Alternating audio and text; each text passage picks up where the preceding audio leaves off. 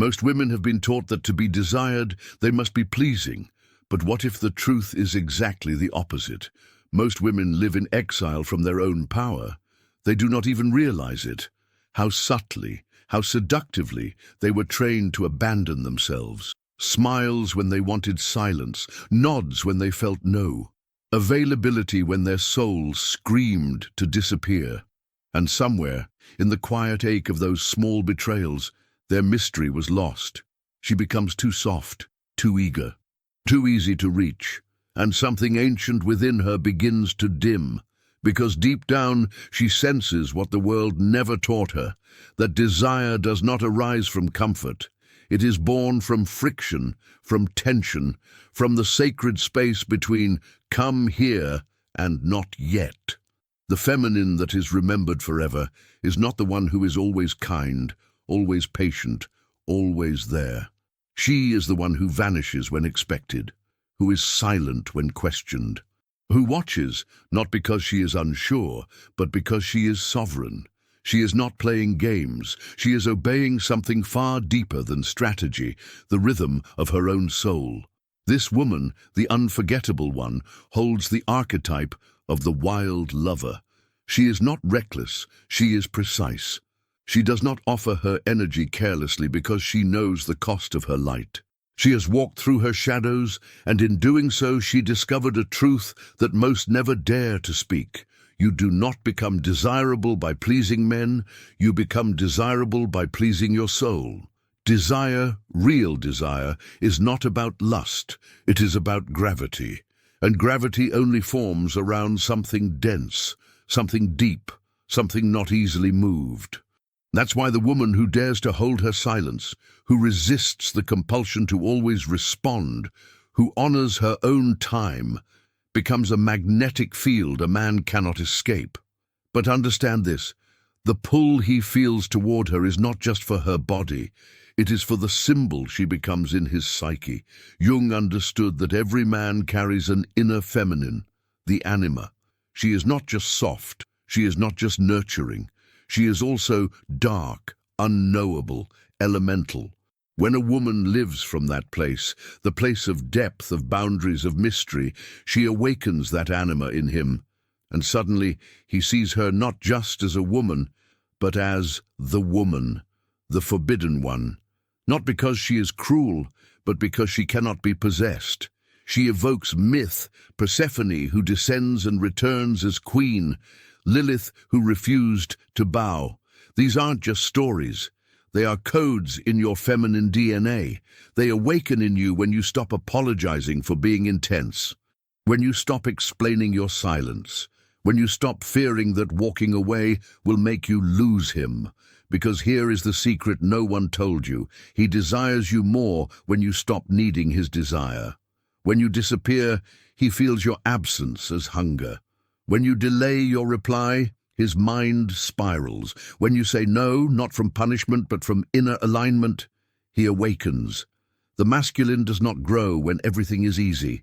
He becomes alert, alive, conscious when he must earn what he once took for granted. But most women never give him that chance.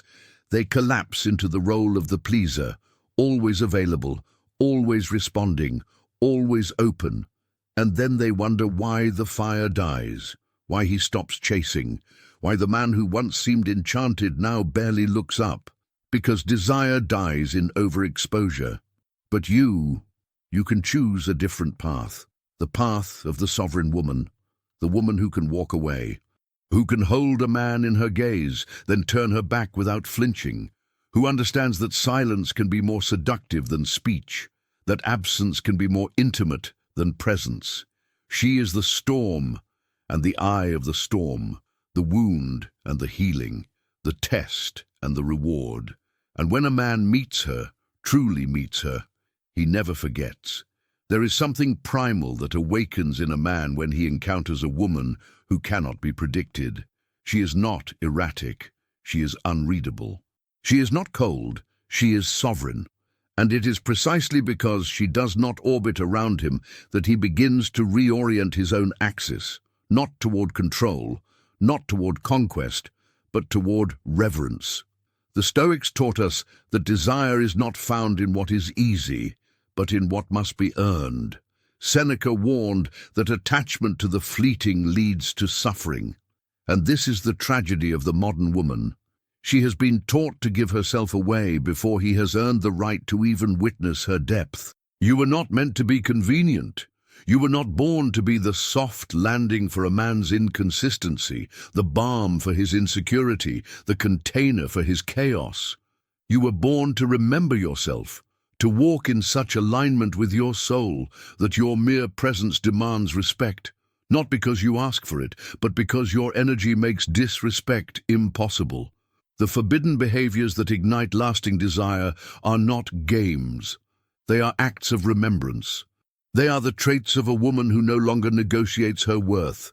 She leaves when she is not cherished. She pauses before she replies.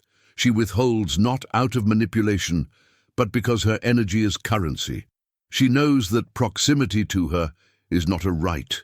It is a privilege. She is the embodiment of the sacred no, a force that cuts through the noise and calls a man to his highest integrity. She knows that boundaries are not walls, they are doors to deeper presence, and only those willing to knock with humility will ever be let in. This woman doesn't speak with desperation. She doesn't need to prove her value. She doesn't overgive in hopes of being kept. Why? Because she no longer fears loss. She understands that what is meant for her will rise to meet her, and what falls away was never strong enough to hold her anyway. The feminine who is desired endlessly is not nice. She is true. She is not afraid to take up space, not afraid to ask for more, not afraid to walk away, not to punish, but to protect her soul from disintegration. You must understand, when you abandon yourself to keep him, you also abandon the very energy he was drawn to in the first place. Your chaos, your mystery, your refusal to be tamed. That is what his soul longs for, not another caretaker, not another echo chamber, but a mirror, a living flame that demands he become more. When you withdraw your energy with elegance, when you lean back instead of reaching, when you simply allow the silence to speak for you, something extraordinary happens. The man is left alone with himself. And in that stillness, in the absence of your soothing, your fixing, your chasing, and he begins to feel the weight of your absence, feel the emptiness where your light once was. Feel the yearning to rise to meet the woman who will not kneel. This is not cruelty. This is the medicine of the divine feminine, the woman who no longer seeks love through sacrifice, but through standards. The woman who does not need to be everything for everyone, because she has become everything to herself. And in becoming everything to herself, she becomes the one thing he cannot forget. Not because of what she gives, but because of what she withholds. Not because of how she pleases, but because of how she requires. Not because she makes him comfortable, but because she makes him evolve. She does not beg, she does not chase, she does not explain why she chose to leave the table when she was no longer being fed. This woman carries the archetype of the high priestess, the one who guards the gates to the temple, and not every man is allowed to enter. He may knock, he may try to charm, he may even attempt to break the door down with words, with promises, with emotional theatrics dressed as vulnerability. But she watches, quietly, not from a place of wounded silence, but from discernment. She listens with her intuition, not with her desperation. She is not seduced by attention, but by integrity. And here lies the paradox that burns in the hearts of many men. She is soft and untouchable, warm yet untamed, sensual but sovereign. She is not hard to get because she's playing a role. She is hard to get because she is hard to forget, because her love is not cheap, her time is not scattered, her body is not currency. She knows that her presence can shift a room, and for the man who is not grounded in his own masculine center, this kind of woman is terrifying, because she cannot be possessed, only met, and to meet her requires a man to descend into himself, to face his ego, to confront his projections, to stand naked before a woman who sees through performance and demands substance. Carl Jung said, "The meeting of two personalities is like the contact of two chemical substances. If there is any reaction, both are transformed." But most men do not want transformation. They want control. They want the woman who will respond every time, smile every time, apologize every time. They want comfort over growth, familiarity over fire. And so, the woman who refuses to be tamed becomes the rarest of all archetypes, the untouchable one. She may lie next to him, yet feel galaxies away. Not because she is distant, but because she refuses to collapse, because she doesn't define herself by his love, because she has already married her own soul. The man may not understand why she lingers in his thoughts long after she's gone, why no other woman feels quite like her, why even when surrounded by others, he senses her absence like a phantom limb. But the truth is simple. He met a woman who broke the cycle. She did not perform for him. She did not shrink for him. She did not twist herself into softness just to be palatable. She gave him the most erotic experience a man can ever have, the experience of being tested, not tested with cruelty, but with energy, with presence, with silence. She left space for him to rise, or not, and in that space he saw himself, saw the boy who wanted easy approval, the man who was used to being chased, the king he could become, if only he chose the path of devotion over domination. And you, if you are that woman, you must remember this. You were not made to be easy. You were not made to be liked by all. You were made to be remembered, to echo in his bones long after he forgets your name, to leave him better than you found him, because you dared to be whole in a world that rewards fragments. A woman who can say no with love is more powerful than 1,000 who say yes from fear. A woman who can hold herself through the storm of longing without breaking into neediness becomes legendary in a man's psyche. She teaches him not through her words, but through her absence, through her standards, through her unwavering refusal to self-abandon in the name of love. And in doing so, she becomes unforgettable. There is a sacred rage burning quietly in the soul of every woman who once betrayed herself for love. It is not loud. It is not cruel. It is ancient, a simmering fire born from centuries of pleasing, silencing, and waiting. And in the woman who finally awakens, this rage does not destroy. It creates boundaries. She no longer says yes when she means no. She no longer explains her worth. She no longer makes herself smaller so a man can feel big. This is not rebellion. This is remembrance. A woman who remembers herself becomes elemental. She becomes water, flowing when she chooses, retreating when necessary. She becomes wind, uncatchable, moving through spaces with elegance and power. She becomes earth, unshakable, rooted in self-worth. She becomes fire, igniting the masculine not with obedience, but with presence. She no longer fears being alone because she has met the sacred solitude of her own becoming, and from that place her energy shifts. Men feel it, not just in the way she moves, but in the way she pauses, in the way she listens without urgency, in the way she refuses to make his chaos her responsibility. He cannot place her, cannot control her, cannot seduce her with half-truths or performative tenderness. She has seen behind the masks. She has outgrown the illusion.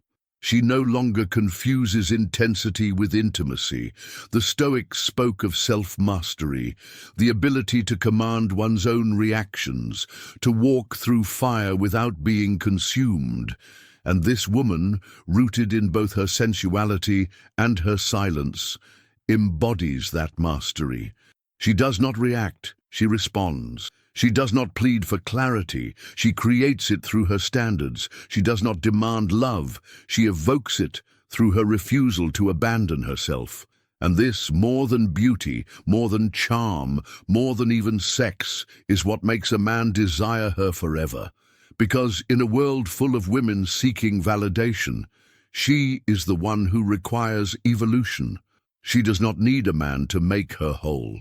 She is already complete, a sovereign temple, not a broken piece waiting to be saved.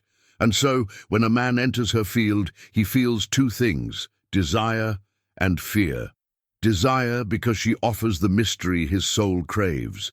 Fear because he senses that to love her, he must become worthy of her, not through money, not through power, but through presence, through consistency, through self-awareness. He knows he cannot lie to her, not because she would punish him, but because her silence would mirror the truth he cannot hide. He knows he cannot treat her as an option, because she has already chosen herself. She will not compete for his attention. She will not perform for his affection. She will not tolerate half-hearted love. Because the woman who embraces her forbidden behaviors, her boundaries, her no's, her distance, her detachment, her standards, is not doing so to manipulate a man.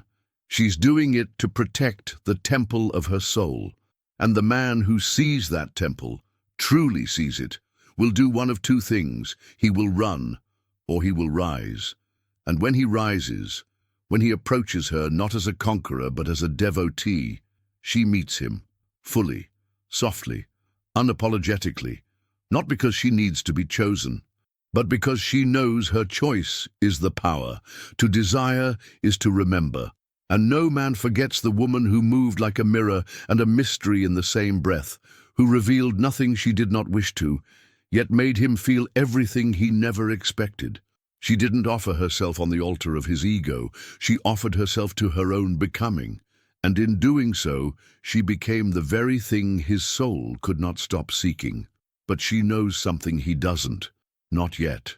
She knows that to be desired is not the highest form of love, to be revered is, and reverence only blooms when a woman ceases to perform, when she no longer tries to mold herself to his preferences, his timing, his emotional limitations, when she no longer tolerates being breadcrumbed just to maintain the illusion of connection. This woman does not play games, but she refuses to abandon herself for company. Her silence is a sanctuary, her absence a challenge, her presence a revelation. She has become the embodiment of the feminine principle that Carl Jung called numinous, sacred, unknowable, charged with power. She is no longer the wounded maiden seeking salvation. She is the initiator now. She is the one who decides who gets to enter and who will be left in the ache of her retreat. And the man, he senses it. He senses that this woman cannot be impressed with charm or titles. She will not melt for empty promises or performative softness. She will not pretend to be delighted by mediocrity or loyal to a connection that lacks soul, because she has passed through the valley of her own shadows. She has faced the hunger that once made her cling. She has felt the sting of chasing those who would never stay. She has grieved the pieces of herself she gave away in the name of love. And now, she is fire. The kind of fire that doesn't destroy, but purifies. The kind of fire that calls forth a man's highest self. She doesn't need to speak of her standards. They are felt in her gaze, in her timing, in the way she does not flinch in the presence of distance. A man who meets her is confronted with a choice: ascend or retreat. If he ascends, he will discover a love that does not suffocate but liberates. A love that does not consume, but invokes. A love that does not coddle, but calls him into kingship. But if he retreats, and many do, he will spend lifetimes remembering the echo of her essence, wondering how he let her slip away, haunted not by what she gave, but by what she withheld, because her withholding was not punishment, it was initiation into the sacred, into the real, into the version of himself he never had to be, until her. And you, the woman hearing this, you who feels the wild stir in your belly, the quiet ache in your chest, you know this truth. You were not made for shallow love. You were not made to beg, to explain, to shrink. You were made to stand, rooted, fierce, holy in your standards. even if that means walking alone, even if that means being misunderstood, even if that means losing what you thought you needed, because what you will gain is you. And once you become whole within yourself, once your life no longer revolves around being desired, you will find that the right man, the worthy man, will not desire you from lack. He will desire you from wholeness. He will not try to tame you. He will honor you, not because you asked him to, but because he recognizes the sacred when he sees it. A man can desire many things. He can desire softness. He can desire beauty. He can desire comfort, validation, surrender. But the desire that stays, the one that does not fade in time, the one that burns deeper with every encounter, is the desire evoked by a woman who no longer asks for love, because she has become it. The woman who no longer contorts herself to be chosen. The woman who no longer fears silence or space or solitude. The woman who doesn't seduce with her body, but with her energy, because her energy is a living declaration of self-worth. Her behaviors are not forbidden because they are wrong. They are forbidden because they break the old spell, the spell that taught women to serve first, question later, the spell that told them to be soft, small, sweet, or risk being left. The spell that said good women are quiet, agreeable, and grateful for whatever scraps of attention they receive. But this woman, the woman who is unforgettable, she broke the spell. She remembered that a woman is not a reward for a man's mediocrity. She is not a placeholder, not a backup plan, not a second chance for someone who missed the first. She does not wait to be seen. She sees herself. And in that gaze, she reclaims everything. He feels it. He feels the weight of her absence when she pulls away. He feels the cost of her silence when he's taken her for granted. He feels the mirror of her boundaries reflecting back every place he has not yet grown. And if he is wise, if he is awake, he will rise. Not because she begged, not because she threatened, but because she never once abandoned herself in order to keep him. This woman becomes legend. Not just to him, but to herself. She becomes the embodiment of Aphrodite and Artemis, of Lilith and Kali, all the feminine faces that have long been buried beneath politeness and performance. She no longer chooses the path of pleasing. She chooses the path of power. And in doing so, she becomes rare. Rare is the woman who refuses to rush, who walks slowly, who makes no effort to be liked, who knows that the right man will not be threatened by her strength nor afraid of her silence. He will not just want her, he will honor her. He will stand in awe of her emotional discipline. He will seek her energy, not just her body. He will come not to take, but to offer. And if he cannot meet her there, she does not try to make him ready. She lets him go, because she knows that a man lost is not the same as herself lost. The world may call her cold, the world may call her difficult, the world may even call her dangerous. But the ones who have touched her essence, the ones who have stood in the fire of her presence and survived, they will call her what she truly is, unforgettable. Because in the end, the man she will choose is not the one who chased her the hardest, but the one who met her with equal sovereignty, equal depth, equal devotion. The one who desired her not for how she made him feel, but for who she made him become. The woman who knows her worth doesn't chase, she chooses.